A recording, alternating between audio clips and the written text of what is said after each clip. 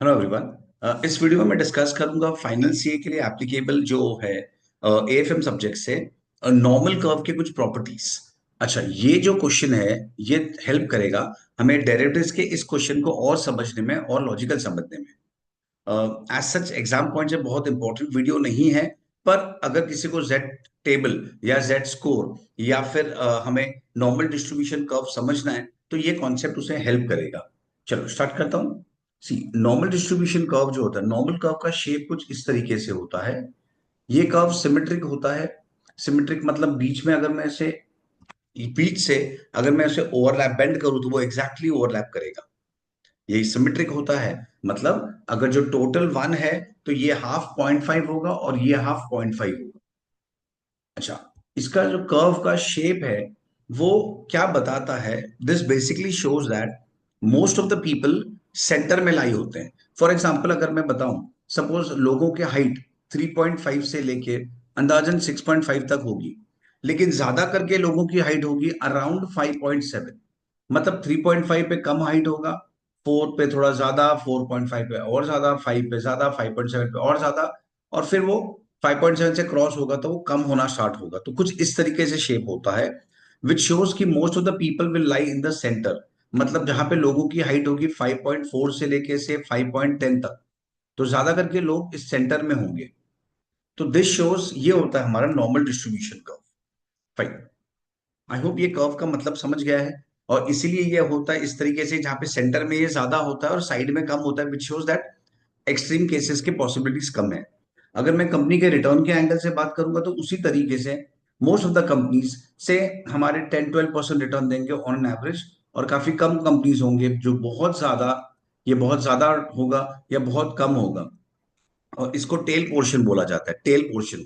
क्योंकि ये काफी जैसे जैसे ये आगे जाएगा ये पतला हो जाएगा, एकदम नेग्लिजिबल हो जाता है, ये एकदम एकदम नेग्लिजिबल हो जाएगा। तो इसको हम टेल पोर्शन बोलते हैं, जो एक्सट्रीम एंड्स होते हैं। Fine. Back to this, normal curve का यूज कहां पे होता है? वो प्रोबेबिलिटी फाइंड करने में यूज होता है मोस्ट ऑफ। ये जो एरिया दिया गया है, ये this is called area under normal curve, ये जो टेबल है, और यही प्रोबेबिलिटी है। मैं एक एग्जांपल के थ्रू समझाता हूं। सपोज फॉर एग्जांपल हमारा एवरेज रिटर्न किसी कंपनी का से 10% है, विथ स्टैंडर्ड डिविएशन से 7, स्टैंडर्ड डिविएशन 7। तो ये जो टेबल होता है ये जेड के थ्रू रीड होता है, इसको जेड कर्व बोलते हैं, जेड कर्व। ये जेड के थ्रू रीड होता है, और इस पॉइंट पे जेड 0 होता है। इस कर्व का रीडिंग एक नंबर लाइन जैसे होता है। जैसे हमारा नंबर लाइन होता है, यहाँ सेंटर में 0 होगा, फिर ये 1, फिर ये 2, ये -1, ये -2। जो डिस्टेंस ये साइड होगा उतना ही डिस्टेंस ये साइड होगा। फॉर एग्जाम्पल अगर मैं बताऊं कि 0 to 2 का डिस्टेंस है 2, तो 0 to -2 का डिस्टेंस भी 2 ही होगा। Distance is always positive, 0 to 2 ही रहेगा। फाइन। अब इस पे आते हैं। सपोज मैंने ये लिखा कि किसी कोई कंपनी है जो ऑन एन एवरेज 10% रिटर्न देता है, उसका स्टैंडर्ड डिविएशन 7 है और जेड 0 है। अब मैं बोल रहा हूँ क्या प्रोबेबिलिटी है, क्या चांस है कि अगर मैं किसी कंपनी को रैंडमली पिक करूं तो सपोज वो रिटर्न मुझे देगा से 16% रिटर्न। तो हमें ये प्रोबेबिलिटी फाइंड करना है, तो हमें इस जेड टेबल का यूज करना होगा। जेड टेबल बताता है प्रोबेबिलिटी, और वो कैसे रीड किया जाता है? With the help of Z. तो हमें जेड फाइंड करना है। तो व्हाट इज जेड, पहले वो देख लेते हैं। जेड का एक नॉर्मल फॉर्मूला होता है, mu, sorry, x minus mu upon standard deviation. तो हमारे एग्जाम्पल में एक्स है 16 जो हमें रिक्वायर्ड है, जो चाहिए, और म्यू है 10, that means average return divide by standard deviation. तो ये हो गया 6 डिवाइड बाई 7, 0.86। ये ऑलवेज 2 डिजिट में रीड होता है, ये टेबल ऑलवेज 2 डिजिट में रीड होता है। तो यहाँ पे हमारा z है 0.86। अब हमें पॉसिबिलिटी चाहिए कि अगर मैं किसी कंपनी को पिक करूं तो क्या चांस है कि उसका 16% रिटर्न कम से कम आएगा। तो दैट मीन्स कि मुझे जो एरिया सेलेक्ट करना है, मुझे ये एरिया सेलेक्ट करना है कि अप टू 16 तक का रिटर्न आने के क्या चांसेस है, क्या प्रोबेबिलिटी है। तो यहाँ पे मेरा z 0.86 है। तो अभी 0.86 के लिए मैं z टेबल पे जाता हूँ। तो 0.8 यहाँ पे है हमारा, और 0.06 यहाँ पे, दैट इज 0.86। तो इन दोनों के वैल्यू को मर्ज करेंगे तो आता है 80.51, 0.8051।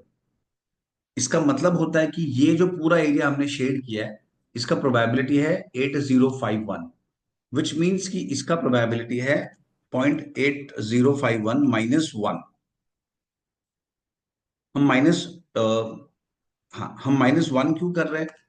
1 - 0.8051, ये प्रोबेबिलिटी है 0.1949, क्योंकि टोटल प्रोबेबिलिटी 1 होता है, ये कर्व सिमेट्रिक होता है, इसीलिए जो हाफ पोर्शन है उसे हम बोलते हैं दैट इज 0.5। इसलिए हम टेबल देखेंगे तो देखो स्टार्टिंग ही ये 0.5 पे होता है, विच मीन्स अगर मेरा z 0 है, which is this point, z 0 है, तो जो लेफ्ट का पोर्शन है दैट इज 0.5 और जो राइट का पोर्शन है वो 0.5 है।